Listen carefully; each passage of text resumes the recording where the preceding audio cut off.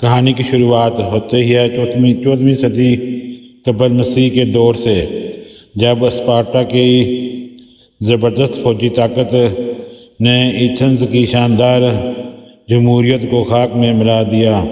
خوف کی ایک لہر پھیل چکی تھی اور آزادی کی شمعیں بجھ رہی تھیں، لیکن سائڈون کے کچھ غیرت مند اور بہادر لوگ ہار ماننے کے لیے تیار نہ تھے۔ انہوں نے پہاڑوں میں پناہ لی اور اپنی آزادی کے لیے جدوجہد جاری رکھی، مگر دشمن ان کے تعاقب کر رہا تھا۔ اچانک مقدونیائی قلعے کے فوجیوں نے ان کے کیمپ پر زوردار حملہ کر دیا۔ ہر طرف بھگدڑ مچ گئی۔ ایکسل، جو کہ ان کا ایک بہادر رہنما تھا، اپنے لوگوں کو بیدار کرتا ہے اور پکارتا ہے کہ حملہ ہو گیا ہے۔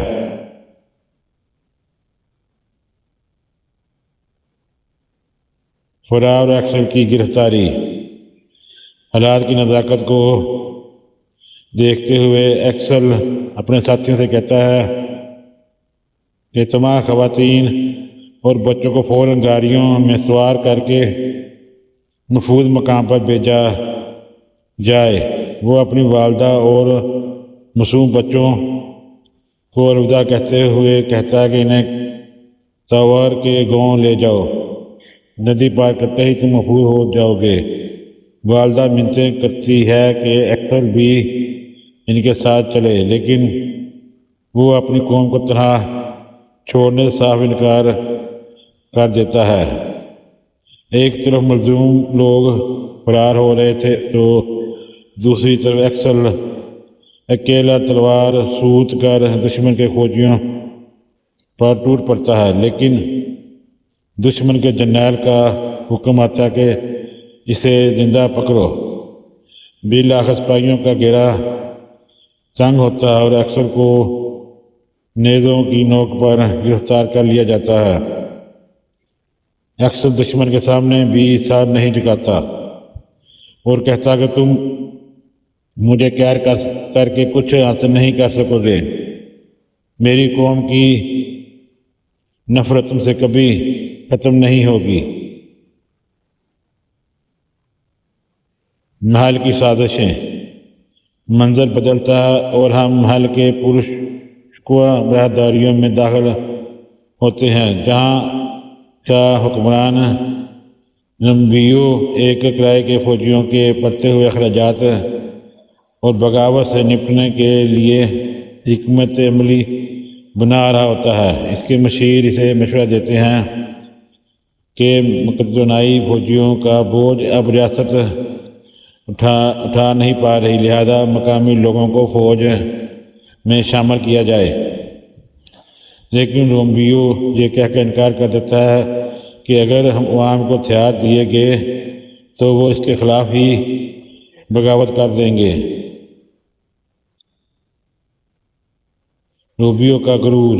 رومبیو اپنے غرور اور تکبر کے نشے میں چور ہے۔ وہ کہتا ہے کہ اسپارٹا کی فوج بھی اس کی مدد کے لیے نہیں آئے گی، کیونکہ وہ خود فارس کی جنگ میں الجھے ہوئے ہیں۔ لیکن اسے کسی کے مشورے کی ضرورت نہیں۔ اس کا ماننا ہے کہ اگر وہ نہ ہوتا تو یہ تمام لوگ باغیوں کے ہاتھوں مارے جاتے۔ وہ ریاست پر اپنی گرفت مضبوط رکھنے کے لیے ہر حد پار کرنے کو تیار ہے۔ محبت اور سیاست کا موڑ۔ اس دوران محل کے کمرے میں ایک خوبصورت خاتون داخل ہوتی ہے۔ وہ سیدھا رومبیو کے پاس جا کر سوال کرتی ہے کہ مجھے بتایا جائے کہ میں اس محل میں ایک محترم مہمان ہوں یا تمہاری قیدی۔ رومبیو مسکراتے ہوئے جواب دیتا ہے، قیدی تو میں ہوں، کیونکہ تم نے میرا دل جیت لیا ہے۔ خاتون تنزن پوچھتی ہے کہ اگر باغیوں کا خطرہ ختم ہو چکا تو اسے جانے کیوں نہیں دیا جا رہا؟ جس پر رومیو اسے بتاتا ہے کہ وہ اس کے لیے صرف مہمان کے طور پر نہیں بلکہ اپنی سلطنت کی ملکہ بنا کر رکھنا چاہتا ہے۔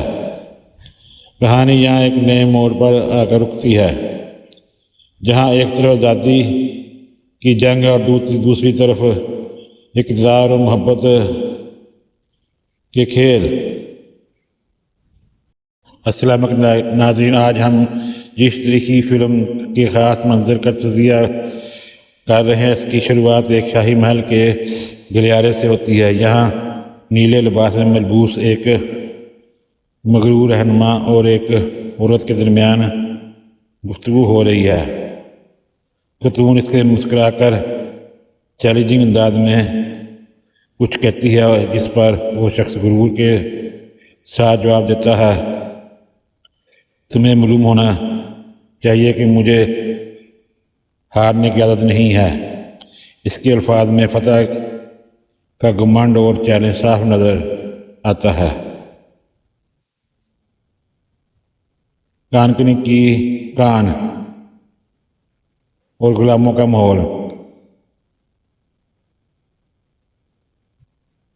منظر تبدیل ہوتا ہے اور پھر ہمیں پتھریلے، بنجر اور گرم علاقے میں پہنچ جاتے ہیں، جہاں سینکڑوں غلام اور قیدی مشقت کر رہے ہیں۔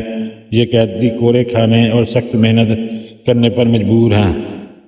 اس دوران نیلے لباس والا لسلیو ایک فوجی سالار کے ساتھ وہاں پہنچتا ہے۔ فوجی سالار اسے خبردار کرتا ہے کہ یہاں ملک کے سب سے خطرناک اور مجرم قیدی کام کرتے ہیں، اس لیے سنبھل کر رہنا۔ لیکن رہنما ہیرو غلاموں کی ضرورت ہے اور وہ قیدیوں کے درمیان جا کر ان کا معائنہ کرنے لگتا ہے۔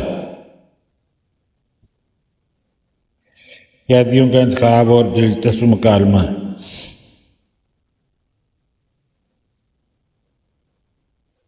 یہاں چند قیدی اپنی جان بچانے اور آزادی یا آسان زندگی کی امید میں اس کے سامنے آتے ہیں۔ پہلا اور دوسرا قیدی۔ ایک قیدی دعویٰ کرتا ہے کہ اس نے ڈوبتے ہوئے ایک لڑکے کی جان بچائی تھی اور وہ بہت صلح اور اچھا ملاح ہے۔ دوسرا قیدی اس کا کہتا ہے کہ یہ جھوٹ بول رہا ہے، یہ بات رات کے اندھیرے میں جہاز لوٹتا تھا۔ لیکن رہنما اس دونوں کو خریدنے کا فیصلہ کرتا ہے۔ نوبیو تیسرے قیدی، ایک اور قیدی دوڑتا ہوا آتا ہے اور التجا کرتا ہے کہ مالک مجھے بھی خرید لیں، میں ایک بازیگر ہوں، میں آپ کے لیے ہر قسم کا کام کروں گا اور پوری زندگی وفادار رہوں گا۔ یہ دیکھ کر رہنما ان تمام قیدیوں کو خرید لیتا ہے اور گارڈ کو ہدایت دیتا ہے کہ ان سب کو مقدونائی کیمپ لے جاؤ، رقم تمہیں وہاں مل جائے گی۔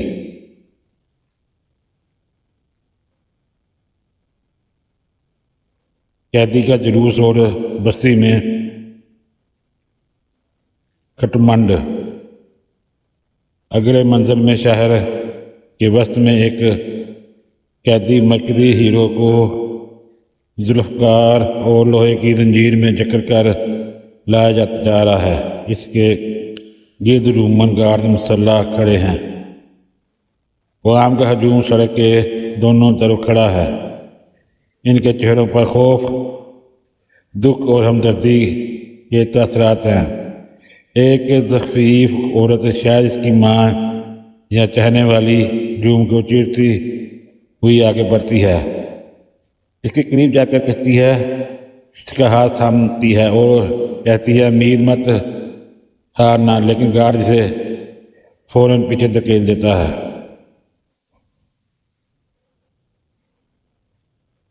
آخری ڈرامائی مکالمہ اور سزا کا اعلان۔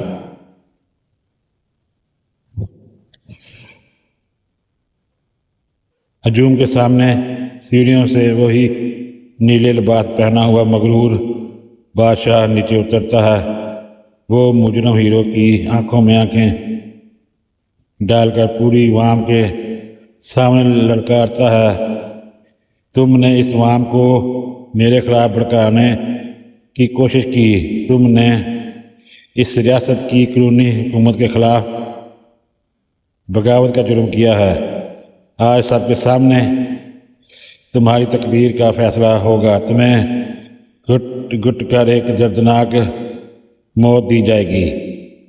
اور اس اعلان کے ساتھ ہی منظر ایک زبردست ڈرامائی موڑ پر ختم ہوتا ہے، جہاں ایک طرف ظالم حاکم اور غرور ہے اور دوسری طرف قیدی کا اٹل عزم۔